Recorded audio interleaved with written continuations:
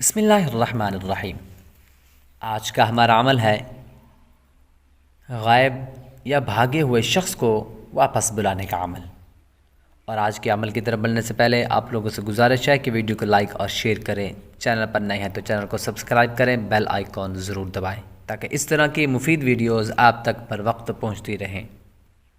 بڑھتے ہیں آج کے عمل کی طرف۔ غائب یا بھاگے ہوئے شخص کو بلانے کے لیے وظیفہ۔ کسی بزرگ کے مزار کے پاس اور یہ ممکن نہ ہو تو مکان کے گوشے میں بیٹھ کر یہ آیت مبارکہ وَوَجَدَكَ ضَالًّا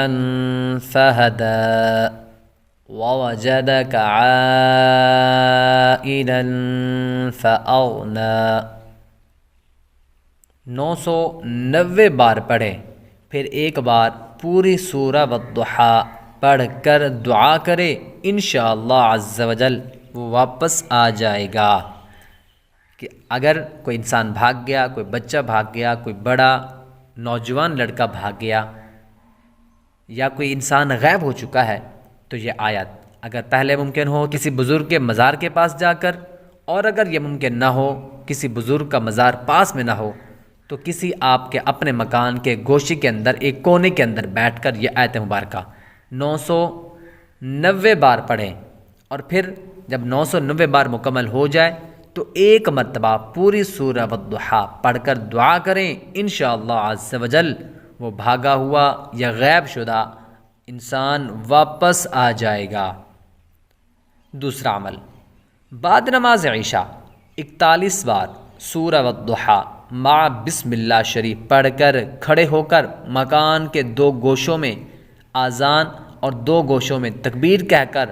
واپسی کے لیے دعا کرے، ایک ہفتے کے اندر انشاءاللہ عز و جل واپس آ جائے گا۔ دوسرا عمل یہ ہے